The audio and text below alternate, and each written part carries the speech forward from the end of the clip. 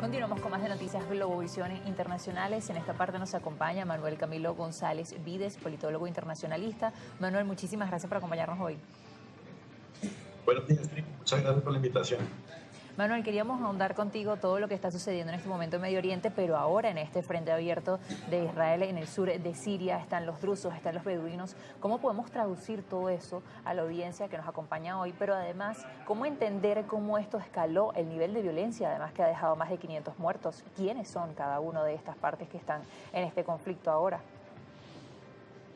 Bueno, primero hay que decir que ciertamente Siria es un país que tiene una composición étnica muy diversa.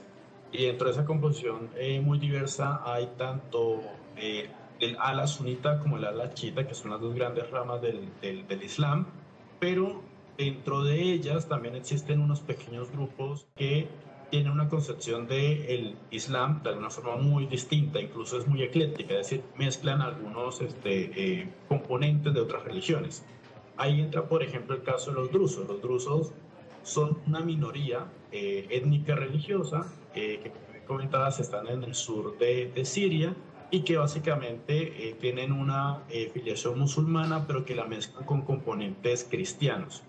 Eso que de alguna forma implica que para los sunitas, que son como el ala mucho más radical del Islam, ciertamente estos se vean, digamos, como a estas personas como herejes, es decir, como personas que profanan la fe islámica.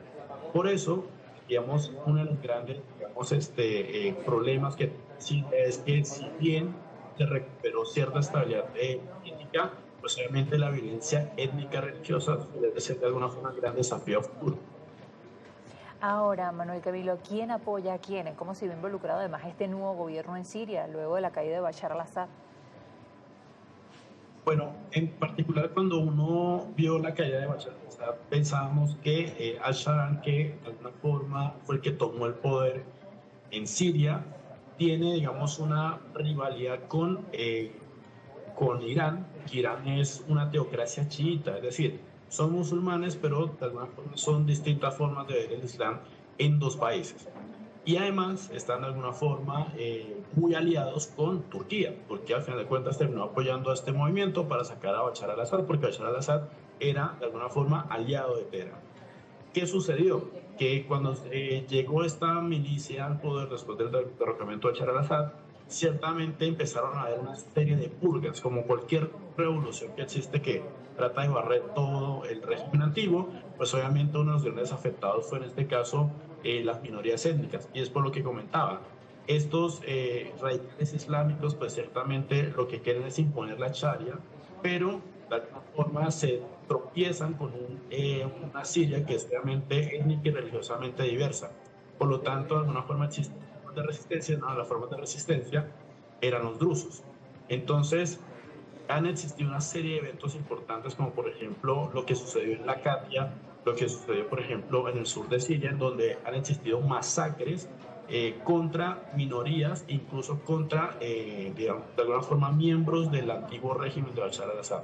Eso ha provocado que Israel vea que esas purgas, que son de los islámicos, de los radicales islámicos, como una suerte de, digamos, de percibirlo como una amenaza. Por eso, cuando llegó al Sharam, lo primero que hizo Israel fue bombardear a Siria, para que no tuvieran posibilidad de bombardear a Israel, y también lo que hizo fue ocupar los Altos de Hebrón, que son una parte muy importante de Siria, pero que obviamente lo controla Israel. Y por último, lo que hizo fue, obviamente, el bombardeo contra el Ministerio de Defensa, que básicamente es donde se realizan todas las tácticas y las estrategias militares, lo cual es desconcertante porque ciertamente Siria, en estos momentos con este gobierno, pues en teoría es rival de Teherán, lo cual favorecería a Israel. Ahora, Manuel Camilo, también quisiéramos preguntarte con respecto ahora al escenario que vive Siria con estos hechos violentos, pero que también hay otros focos, este enfrentamiento además que tiene actualmente Israel, teniendo en cuenta que es otro frente más que tiene abierto. ¿Cómo va a ser posible ahora que este nuevo gobierno en Siria logre estabilidad, logre una paz con las distintas facciones que se encuentran en este territorio? ¿Cómo van a poder lograr una vida en común?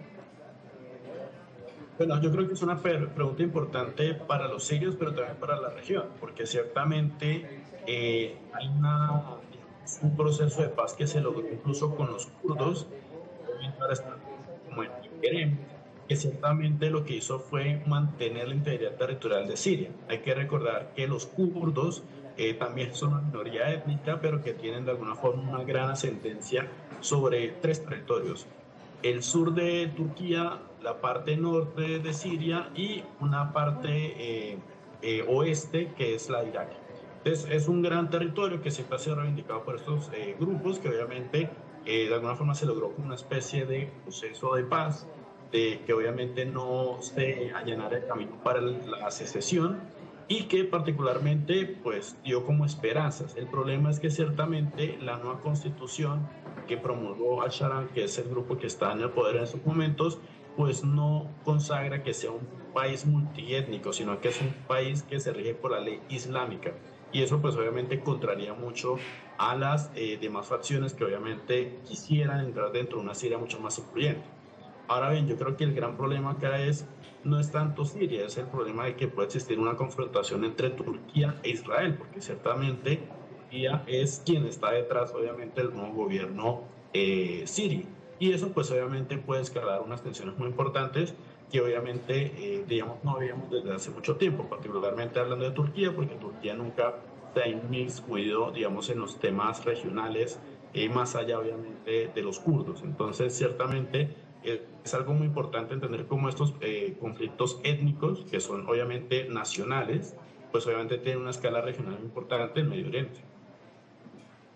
Ahora, Manuel Camilo, ¿hay temores reales a una guerra civil? Por supuesto, entendiendo lo que ha vivido Siria durante los últimos años, pues vuelve este temor con respecto también a las minorías. ¿Hasta qué punto van a confiar en este gobierno?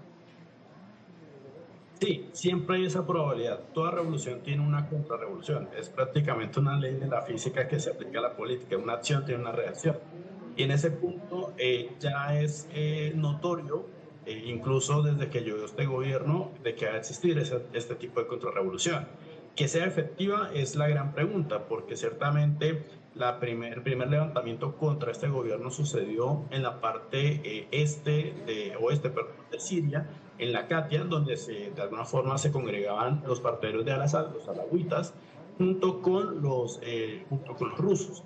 Entonces, de alguna forma, digamos que ese gobierno trató de sofocó, digamos, el levantamiento, pero los drusos, digamos, no necesariamente están ligados a Israel, pero Israel de alguna forma puede instrumentalizarlos para generar desestabilización en Siria. Entonces, esa efectividad corre por cuenta de hasta qué punto las grandes potencias o los potencias regionales de ese vecindario pueden, al final de cuentas, contribuir con armas, con logística para desestabilizar ciertamente a este gobierno, obviamente Siria tras Bashar al-Assad. Muchísimas gracias, Manuel, por acompañarnos. Y bueno, un conflicto que tiene muchas ramificaciones, es muy denso y esperamos, por supuesto, que la audiencia haya puesto en su entendimiento en todo lo que está sucediendo y la relevancia que esto tiene en Medio Oriente y en general en la comunidad internacional. Muchísimas gracias, Manuel. Muchas gracias, Trina, por la invitación. Solo para la audiencia de Globovisión.